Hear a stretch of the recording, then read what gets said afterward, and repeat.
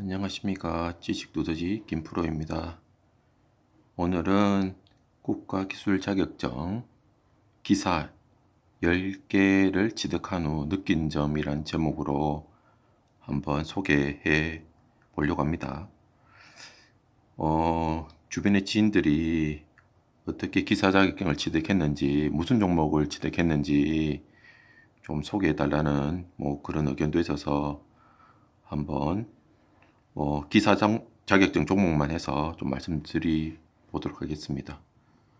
먼저 순서대로 제가 스티커를 붙였거든요.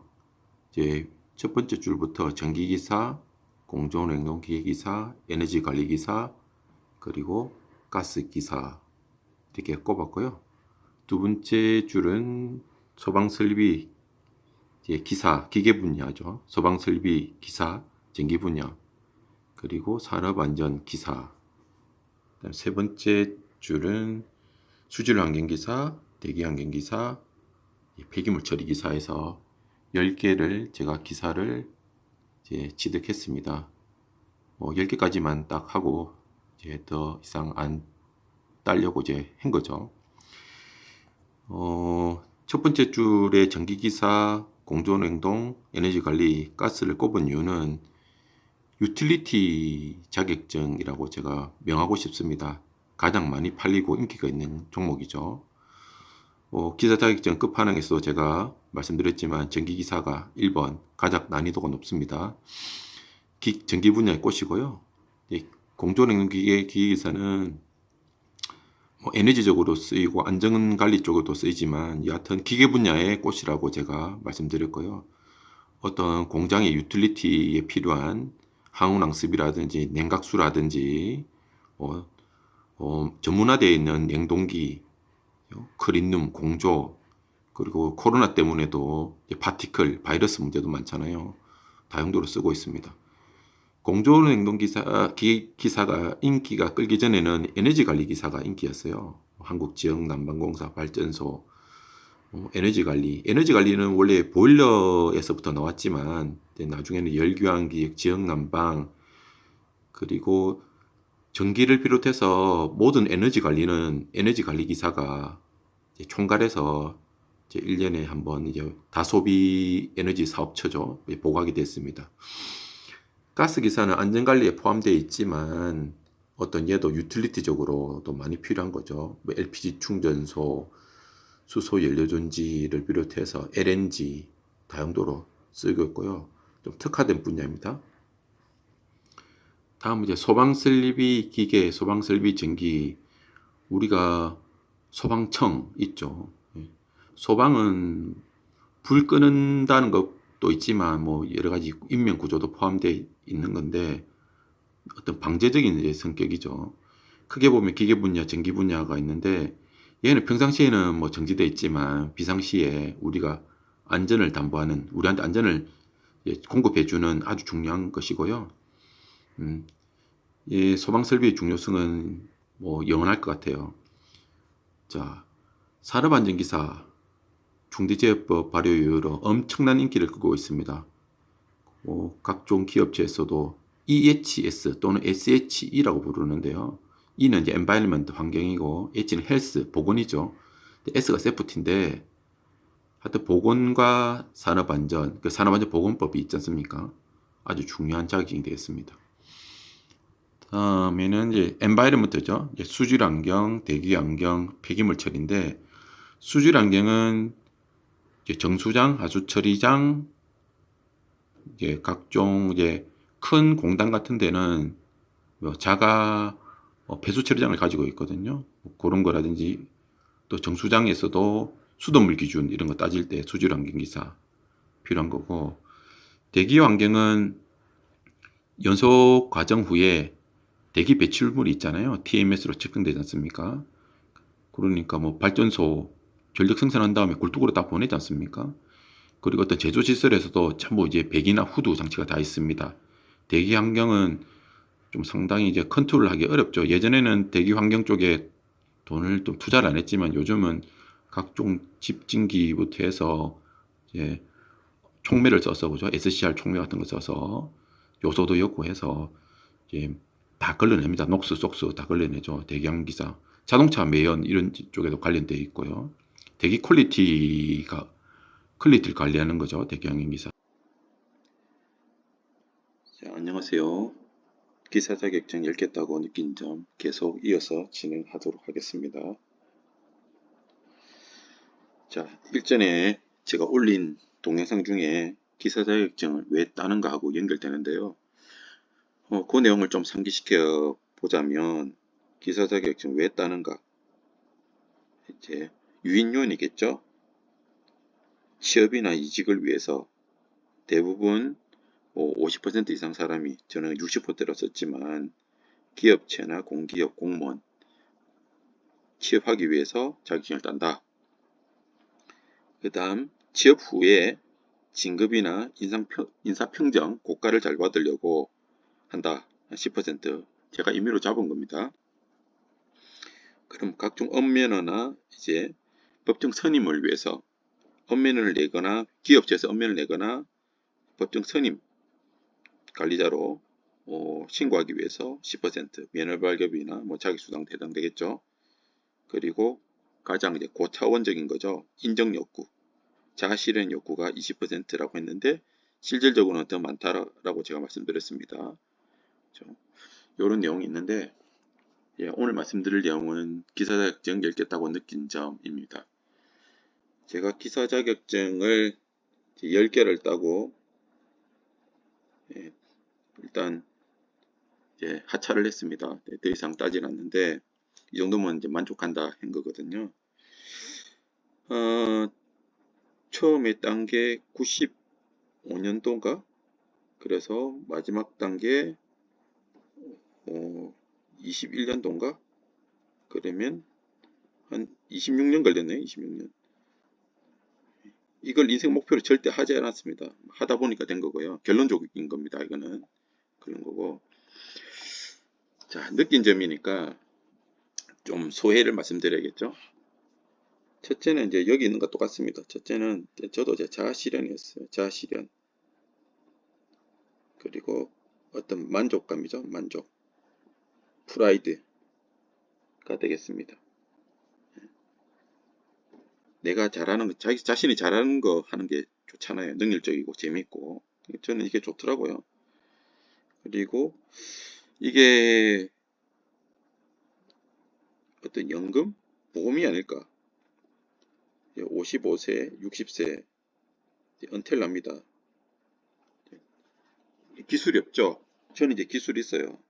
기술이 있단 말입니다. 그러면 예전에는 뭐 불법 대여도 많았지만 제가 불법 대여 하자는 말 절대 아닙니다. 여하튼 지금 최저임금이 상당히 올라갔잖아요. 최저임금 거의 만원, 시급이 만원 이상 올라가고 있어요. 뭐 제가 은퇴할 때쯤 되면 15,000원도 될 수 있고 2만원도 될 수 있겠죠.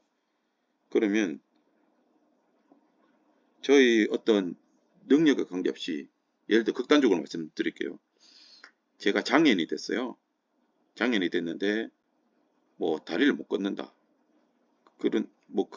그럼에도 불구하고 증이 있으면 이걸로 뭐 출근해서 뭐 점검 뭘 한다 하여튼 모니터링해서 뭐 사인해 줄 수 있고 출근할 수 있는 거잖아요. 우리가 말하는 노동력이 현장에서 제가 뭐 몽키즈라고 하지 않더라도 이 증이 있으면 어느 정도 할 수 있는 업무들이 있을 거 아닙니까? 그러면 그쪽에서 쳐주면 기술이 없는 사람은 그 예를 들어 200만 원 받는다고 할 때 저는 300 받을 수 있는 거 아닐까요? 저는 자신감 있습니다. 또 자격증이 10개다 보니까 중소기업 같은 경우에는 인건비 싸움이잖아요. 인건비 엄청. 저는 이제 다자격자이니까 예를 들어 3개를 걸 수 있어. 이제 법끼리 충돌 안 된다면요. 예를 들어 산업안전도 걸 수 있고 뭐도 걸 수 있다는 거죠. 3명 쓸 것을 저를 1명으로 쓰면 된다는 거지. 그 기업체에서는 뭐 300만 원, 400만 원 줘도 괜찮은 거죠. 이렇게 첫 번째는 이제 자아실현을 했습니다. 자아실현을 했고 어느 정도 내가 기사 10개 땄다. 이 정도면 뭐 기사 자격증 좀 땄다고 뭐 큰 소리 치는 사람 중에 한 사람이 될 수 있겠죠. 만족감이 있습니다. 정부에서 인정해준 라이센스를 받은 거잖아요. 자긍심도 있고요. 하다 보니 이게 어떤 노후 대책도 된다 이런 말씀을 드리고요. 자, 두 번째는 또 다른 배고픔. 흰색으로 써볼까요? 또 다른 배고픔이 사실 있습니다. 10개를 땄지만 그 위에 상위 종목이 기술사가 있죠.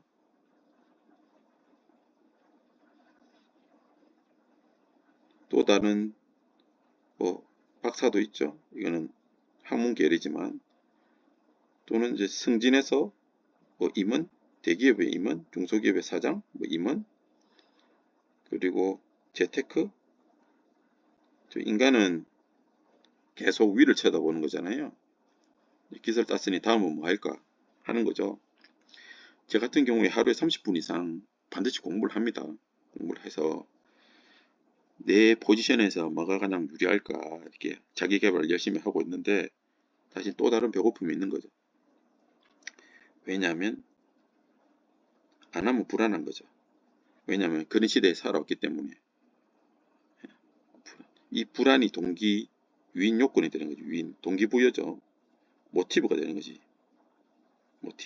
모티베이션이 되는 거지. 이게 DNA에 남은 거죠. 예.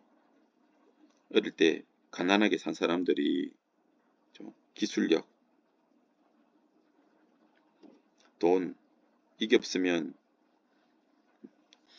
살 수 없다는 걸 알기 때문에 뭐 그렇다고 저는 생각되는데 그래서 교사를 딴 다음에 그 기사를 딴 다음에 기술사도 했고 뭐 박사도 제가 원서를 3번이었나?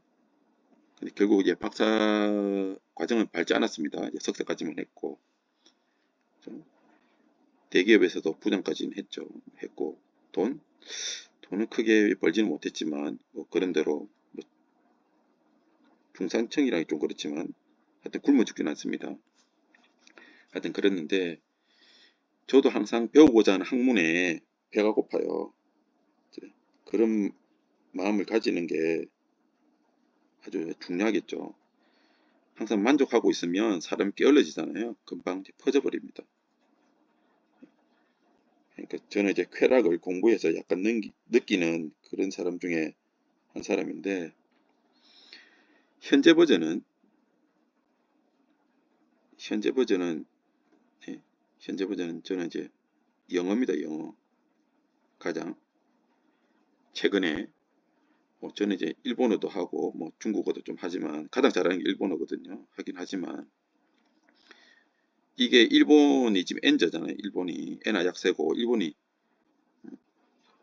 큰 소리를 못 쳐. 옛날에는 일본 기술이 어떻게 보면 독일, 일본이 탑이었는데 일본이 이제 마탱이 갔어. 중국도 한참 오르다가 중국도 약간 그렇고 다시 이제 영어가 미국이 또 강세죠.